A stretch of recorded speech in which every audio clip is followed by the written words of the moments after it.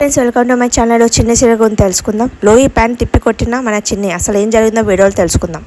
చిన్ని మీద ఉన్న ప్రేమ చెక్కు చెరగలేదని చెప్తున్నారంటే నీకెవరు చెప్పారంటే నువ్వే చెప్పావు అని అంటారు. ఇంతకుముందు కోపంగా మాట్లాడేవాడివి, కోపంగా చూసేవాడివి, కోపంగా తిట్టేవాడివి. కానీ ఇప్పుడు కోపంగా చూడడం మానేసావు, కోపంగా తిట్టడం మానేసావు, ప్రేమగా చూడడం మొదలు పెట్టావు అని అంటారు. ఇంతకుముందు చిన్ని గురించి ఎవరైనా పాజిటివ్గా మాట్లాడితే నువ్వు భరించేవాడివి కాదు, కానీ ఇప్పుడు నువ్వు భరిస్తున్నావు, నా మాటలు నువ్వు వింటున్నావు కదా. నీ మనసులో చిన్ని మీద ఉన్న ప్రేమ అంటాడు. గతం గురించి ఆలోచిస్తూ చిన్ని దూరం పెట్టడం కన్నా ప్రెజెంట్ నువ్వు ఆలోచిస్తూ తను ఎందుకు అలా చేసిందో దాని గురించి ఆలోచించి దాని గురించి తెలుసుకో అని అంటాడు. నీ ప్రేమ తప్ప నీకు లైఫ్ లాంగ్ ఏది హ్యాపీగా ఉంచలేదు అని చెప్పాల్సింది చెప్పాను, తర్వాత నీ ఇష్టం బావా అని చెప్పేసి వరుణ్ వెళ్ళిపోతాడు. నీ ఊకే ఒక ఏరియాలో తిరుగుతుందని అర్థమైంది సార్ అంటే ఏరియాలో బాలరాజు ఉండొచ్చు, ఆయించు వెతికి ఆ బాలరాజుని తీసుకొచ్చి కాళ్ళు చేతులు ఇరగొట్టి మన దెన్లో వచ్చి పడేయండి, పూజ కార్యక్రమం అయిపోయే లోపు వాడు చనిపోవాలి అని చెప్తాడనమాట. చిన్ని, నా కొడుకుతో సీతారాముల కళ్యాణం చేస్తూ ఆనందపడుతున్నావు కదా, 30 రోజుల్లో మా అమ్మ నిర్దోషి అని గర్వుతో ఇంటికి వచ్చావు కదా, పర్మనెంట్గా ఇంటిలో ఉండిపోవాలని. నీ ఆనందం ఎంతోసేపు ఉండదే, మీ నాన్నని ఈరోజు చంపేస్తాను, అప్పుడు బాధతో కుళ్ళిపోతావు, అప్పుడు నిన్ను గిరే చంపేస్తాను, శత్రుశేషం లేకుండా పోతుంది అని అంటాడు. చేస్తే గానీ నేను పార్వతిని చెప్పిన విషయం భూస్థాపితం అయిపోదు అని అంటాడు. ఓకే, ఏం చేస్తుంది, ఒక కెమికల్ యూజ్ చేస్తుంది అనమాట. అయితే శ్రేయ వచ్చి పట్టుకోవడానికి వస్తే అది ముట్టుకోకు నువ్వు అని అంటారు అనమాట.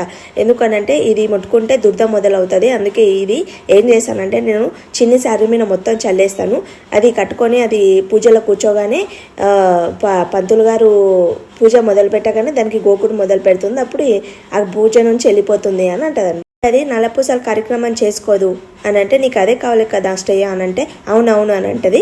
వెళ్ళి మన చిన్ని వాళ్ళ రూమ్ దగ్గరికి వెళ్ళి చిన్ని బాత్రూమ్కి వెళ్ళగానే తన శారీ మీద మొత్తం చల్లుతుంది అనమాట. అది ఆ శారీ మీద మొత్తం చల్లేసి వస్తుంది. తర్వాత తను పూజలో కూర్చోకుండా అవుతుంది. అంటే నువ్వు హ్యాపీ కదా అంటే నేను హ్యాపీ అనంటే నాకు ఒకటే డౌట్ అని అంటే నువ్వు చాలా రిచ్ కదా అంటే ఇలా నువ్వు దుర్తకుండా తీసుకొచ్చి ఇలా చల్లావేంటి చీప్గా అని అంటే ఆ రేంజ్ వాళ్ళే కదా ఈ ప్లాన్ని ఆలోచిస్తారంటే ఏ సిచ్యువేషన్ వచ్చినప్పుడు ఏ రేంజ్ వాళ్ళైనా ఆలోచిస్తారు అని. పంతులు గారు అందరు రెడీగా ఉన్నారా అంటే రెడీగా ఉన్నారు పంతులు గారు అంటే అప్పుడే మధు వాళ్ళ అమ్మ నాన్న వస్తారనమాట.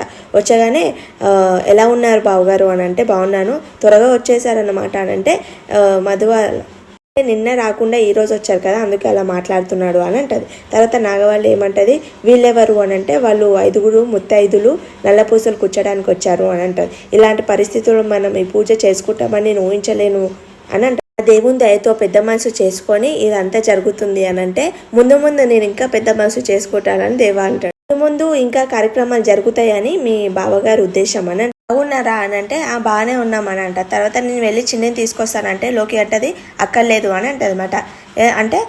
అంటే వాళ్ళే వస్తున్నారు కదా మీరే ఎందుకు తీసుకొస్తారంటే అప్పుడే మన చిన్ని ఇంకా మన మ్యాడీ వస్తారనమాట. సీతారాముల కళ్యాణం విగ్రహాలు పట్టుకొని వస్తుంటారు. మ్యాడీ వాళ్ళ పెద్దమ్మ అనుకుంటా చిన్నప్పుడు వాళ్ళు సీతారాముల కళ్యాణం చేపిస్తారు కదా, పెళ్లి కూతురు వైపు ఒకరు పెళ్లి కొడుకు వైపు ఒకరు అని, అప్పుడు అది గుర్తు తెచ్చుకుంటారు అనమాట వాళ్ళ పెద్దమ్మ.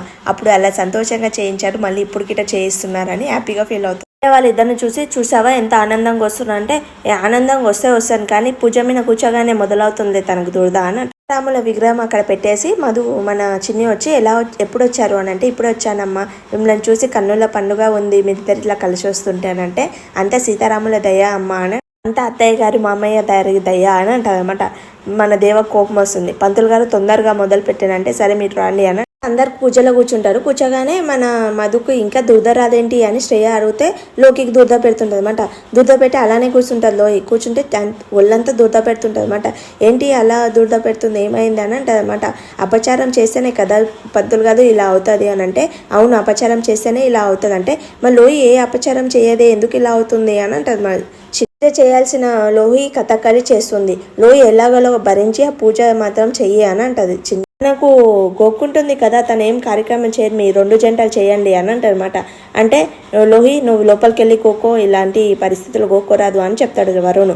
తర్వాత పూజ మొదలవుతుంది. గారు కనకనం ఇస్తారు, కట్టుకుంటారు అనమాట. ఇద్దరు కట్టుకుంటారు. తర్వాత భార్యాభర్తలు అంటే అయోధ్యల సీతారాముల వాళ్ళు అయోధ్యలో ఉన్నా కానీ వాళ్ళ ప్రేమ అనేది ఇంత గిట చెరగలేదు అని ఉన్న సుఖాల్లో ఉన్న వాళ్ళకు అపార్థాలు అనేది రాలేవు, వాళ్ళు అంత మంచిగా ఉన్నారు. కానీ మనము చిన్న దానికి గొడవ పడుతుంటాం, అది మానవ స్వభావం కాబట్టి మనం గిట్ట సీతారాముల వాళ్ళలాగా అన్యోమయంగా మంచిగా ఉండాలి అని అంటాడు పంతులు. వీటిని వదిలేసి భర్తతో వస్తుంది తనని అది ఇది చేసావు అని తనను మాటలతో వేధించకూడదు అని అంటాడు. అంటే సినిమాలకు షికార్లకు వెళ్ళడమే కాదు, కష్టాల్లో గిట సుఖాల్లో ఉండాలి.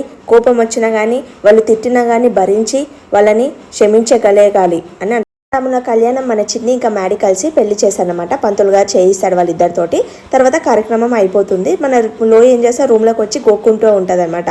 అదే శ్రేయ వచ్చి ఇక్కడ గోకు అక్కడ గోకు అని అంటది శ్రేయకి. అంటే నువ్వు గోక్కుంటా కూర్చుంటే అది చూడు మంచి చక్కగా కార్యక్రమం అనేది పూర్తి చేసింది అనేసరికి మధు వస్తుంది, సీరియల్ అయిపోతుంది. Thank for watching my video. Please like చేయండి, సబ్స్క్రైబ్ చేసుకోండి.